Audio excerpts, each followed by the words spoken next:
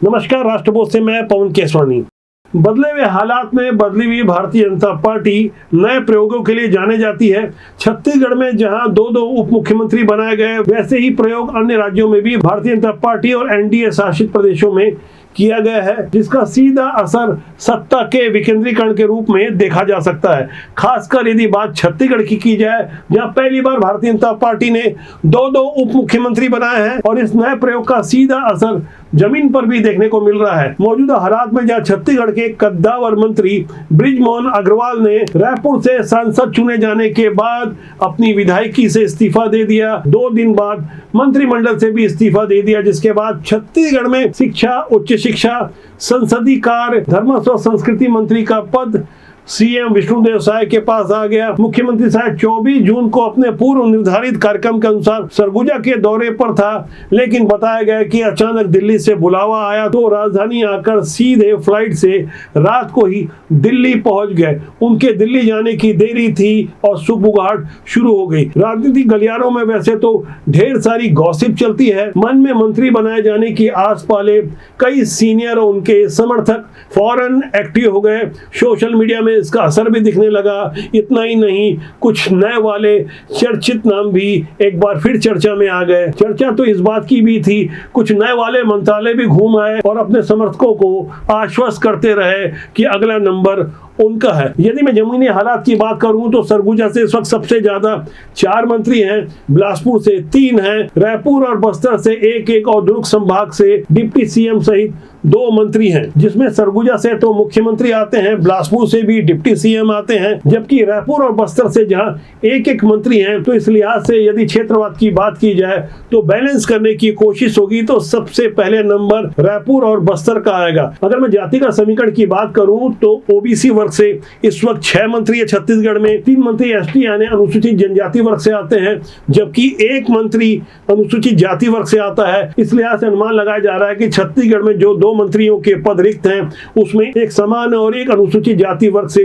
लिया जा सकता है। फिलहाल संभावनाओं के इस खेल से आगे भारतीय जनता पार्टी में चौंकाने वाला खेल कुछ ज्यादा ही हो रहा है। कुछ नए नामों की एंट्री हो जाए तो इसमें कोई आश्चर्य नहीं होगा। जो पुराने चले चलाए नाम है उसमें राजेश मूणत, अजय चंद्राकर और अमर अग्रवाल जैसे पुराने दिग्गज शामिल हैं। लंबा अनुभव इनके पास, चूंकि बृजमोहन अग्रवाल अनुभवी मंत्री थे तो इसलिए पुराने अनुभवी मंत्रियों के खेमे से ये बात समझाने की कोशिश की जा रही है कि अनुभवी के बदले एक अनुभवी लिया जाए। ऐसे तर्क को हवा देने का काम मीडिया का एक वर्ग भी कर रहा है। बीते रविवार को तो एक अखबार ने साफ तौर पर राजेश मूणत को मंत्री ही बना दिया और यह समझाने की कोशिश की गई कि सिर्फ औपचारिकता ही बाकी है। मेरे हाथ में अखबार की वो कतरन है जिसे आप अपनी स्क्रीन में भी देख सकते हैं, जिसमें साफ तौर पर लिखा है कि भाजपा के सूत्रों की माने तो बृजमोहन अग्रवाल की जगह राजेश मूणत को मंत्री पद मिलना तय बताया जा रहा है। जब इस तरह की खबरें छपती है या छपवाई जाती है तो जाहिर तौर पर समर्थक तो खुश होते हैं, लेकिन बदली हुई भारतीय जनता पार्टी के शीर्ष रणनीतिकार अच्छी तरह समझते हैं कि ऐसी खबरों का क्या अर्थ होता है। पिछले साल 23 दिसंबर 2023 को जब 9 मंत्रियों ने शपथ ली थी तो उससे पहले किसी को नहीं पता था कौन कौन से नाम शामिल किए जा सकते हैं। टंकराम वर्मा और लक्ष्मी रजवाड़े जैसे बेहद अप्रत्याशित नामों को जब शामिल किया गया तब उनके समर्थकों को भी एक बार यकीन नहीं हो रहा था। ऐसे ही कुछ नए नामों की यदि मैं बात करूं तो मौजूदा हालात में जिन नामों की छत्तीसगढ़ में सबसे ज्यादा चर्चा हो रही है उनमें शामिल है रायपुर उत्तर के विधायक पुरंदर मिश्रा, बसना के विधायक संपत अग्रवाल, सीतापुर के विधायक राजकुमार टोप्पो, पंडरिया की विधायक भावना वोरा, कोंडागांव की विधायक लता उसेंडी, केशकाल के विधायक नीलकंठ टेकाम। इनके अलावा एक और नाम की चर्चा सबसे ज्यादा हो रही है, वो है दुर्ग के विधायक गजेंद्र यादव। जातिगत समीकरण के लिहाज से ये नाम एकदम फिट बैठता है। क्वांटिफाइबल डेटा आयोग की रिपोर्ट भले ही सार्वजनिक नहीं हुई, लेकिन लीक हुई रिपोर्ट के अनुसार छत्तीसगढ़ में ओबीसी वर्ग में साहू समाज के बाद सबसे ज्यादा आबादी यादव समाज की बताई जाती है। दुर्ग से लंबे समय तक हेमचंद यादव प्रतिनिधित्व करते रहे थे, तब ऐसा माना जा रहा था कि यादव समाज का एक मुश्त वोट भारतीय जनता पार्टी को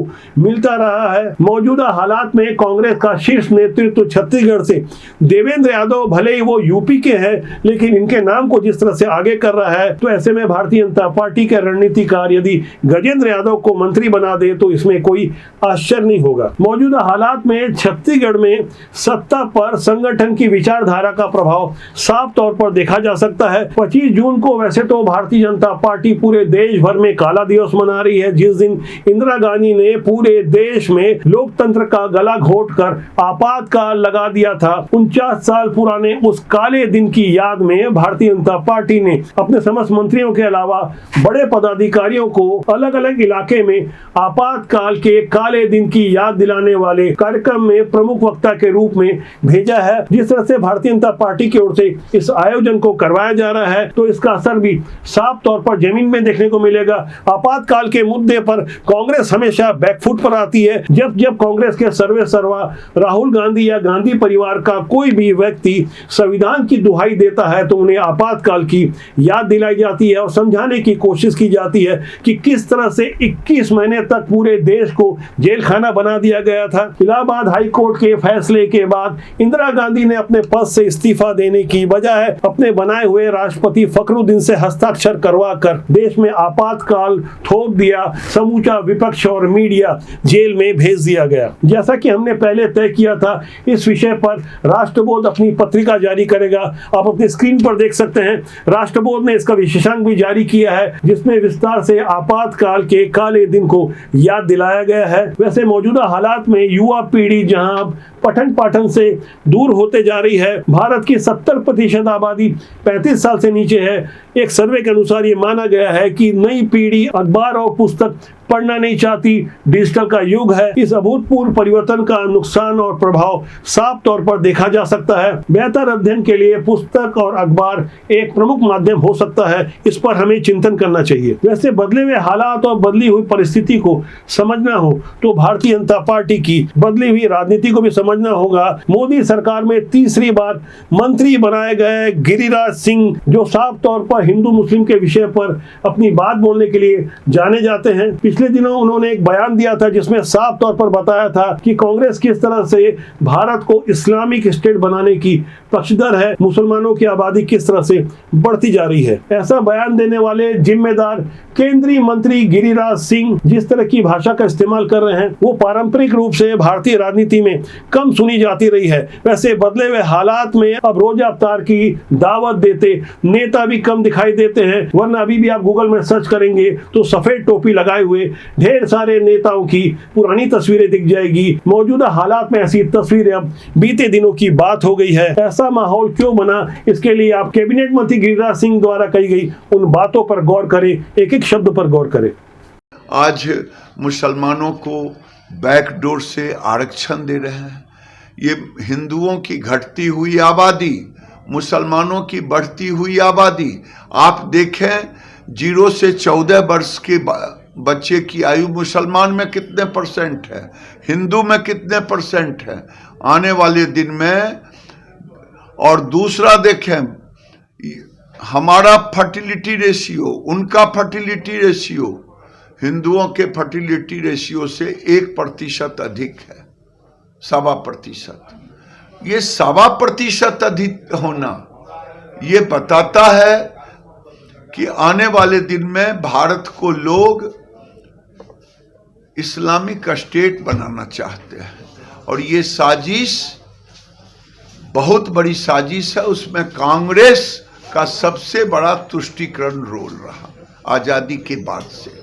ये वक्तव्य तो भारतीय जनता पार्टी के नेता और केंद्रीय मंत्री गिरिराज सिंह दे रहे थे, लेकिन देश की बदली हुई राजनीतिक परिस्थिति में खुद को सेकुलर बताने वाली जेडीयू के सीतामढ़ी से सांसद देवेश चंद्र ठाकुर ने भी साफ तौर पर अपने मतदाताओं के सामने चुनाव जीतने के बाद यादवों और मुस्लिमों का नाम लेकर कह दिया कि आप हमारे घर आते हैं तो चाय पीजिए, मिठाई खाइए, लेकिन मैं आपका काम नहीं करूंगा। जिम्मेदार सांसद ने डंके की चोट पर जब ये बात कही तो खूब हो हल्ला मच गया। वो इसलिए क्योंकि वो भारतीय जनता पार्टी के सांसद नहीं थे, ऐसी पार्टी के सांसद थे जो खुद को सेकुलर बताना पसंद कर रही है। जिस वक्त सीतामढ़ी के सांसद देवेश चंद्र ठाकुर ये बातें कह रहे थे, उनके पीछे आप वेशभूषा से देख सकते हैं मुस्लिम समुदाय के कुछ लोग भी खड़े थे। उनके सामने ही सांसद महोदय क्या कुछ कह रहे थे, चंद सेकंड में उनकी बातों पर भी आप गौर करें।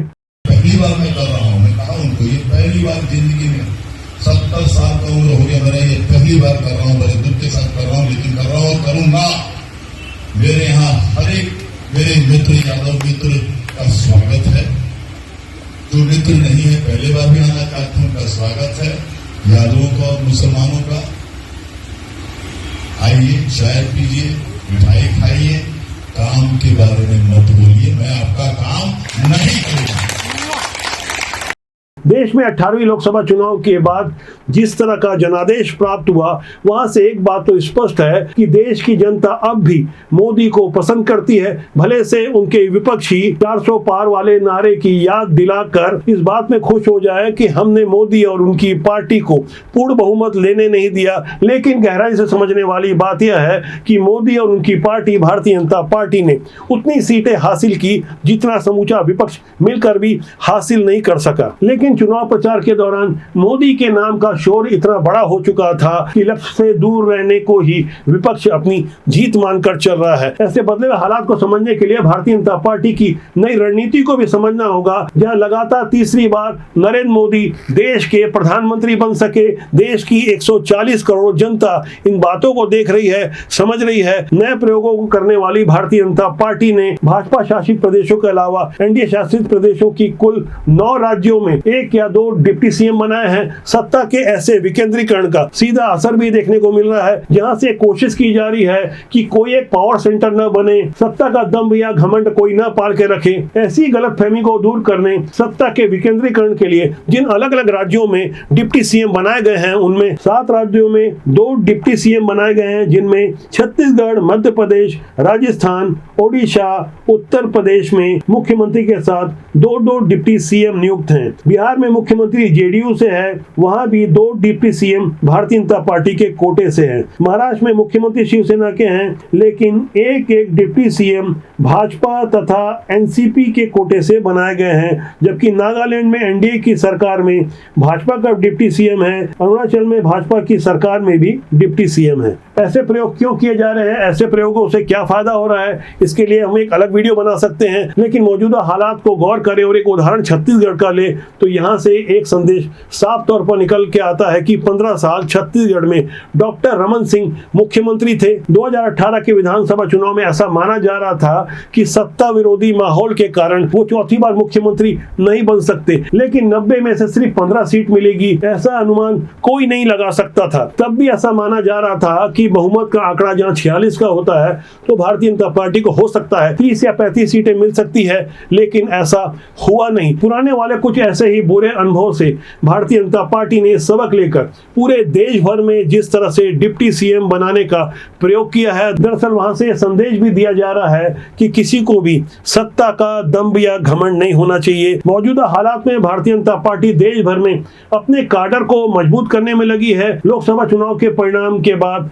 लगातार समीक्षा हो रही है और समझने की कोशिश की जा रही है कि आखिर चूक कहां हो गई। भारतीय जनता पार्टी के जमीनी कार्यकर्ता भी ये मान के चल रहे थे कि बहुमत तो मिल ही जाएगा। फिलहाल बहुमत से दूर भारतीय जनता पार्टी कई महत्वपूर्ण बिल को पास नहीं करवा पाएगी, क्योंकि इसके लिए 2/3 बहुमत की आवश्यकता होती है। तमाम ऐसी तकनीकी दिक्कतें सामने आने वाली है। बावजूद इसके प्रधानमंत्री नरेंद्र मोदी के 30 मई को दिए गए उस पुराने वक्तव्य को, जिसकी मैं पहले चर्चा कर चुका हूं, एक बार पूरे देश को ध्यान से देखना चाहिए, समझना चाहिए कि आने वाले 6 महीने में किस तरह का विस्फोट हो सकता है। अगले 6 महीने में देश में बहुत बड़ा राजनीतिक भूचाल आने वाला है। ये परिवारवादी पार्टियां अपने आप बिखर जाएगी। इनके कार्यकर्ता भी अब थक चुके हैं। लगता है प्रधानमंत्री नरेंद्र मोदी की यह बात राहुल गांधी को कुछ ज्यादा ही चुभ गई। जैसे ही लोकसभा में सांसद नरेंद्र मोदी शपथ लेने के लिए खड़े हुए तो वहां चर्चा में बने रहने का गुर सीख चुके राहुल गांधी ने संविधान की पुस्तक दिखा दी। राहुल गांधी की इस हरकत का जवाब भारतीय जनता पार्टी के जमीनी कार्यकर्ताओं ने देश भर में देना शुरू कर दिया है। 24 जून की उस घटना के बाद 25 जून को पूरे देश में आपातकाल मनाया जा रहा है और याद दिलाया जा रहा है कि कांग्रेस की ओर से किस तरह से लोकतंत्र का गला घोटा गया था। ऐसे वार पलटवार को देश की जनता भी बखूबी समझ रही है और समझने की कोशिश कर रही है कि हमारे राजनेता कैसे हैं, देश में किस विचारधारा का शासन रहा है जिसका सीधा सरोकार आम जनता से रहा है। इसलिए हमारी आम जनता से गुजारिश है कि अच्छे लोगों को राजनीति में आना चाहिए। राजनीति बुरी नहीं होती, उसमें काम करना लोग अच्छे या बुरे होते हैं। तो आज के लिए इतना ही। मेरा आपसे आग्रह है कि चैनल को देखें, लाइक करें, शेयर करें, सब्सक्राइब जरूर करें, जिससे आपको और हमारा साथ ज्यादा मजबूती से बना रहे। नमस्कार।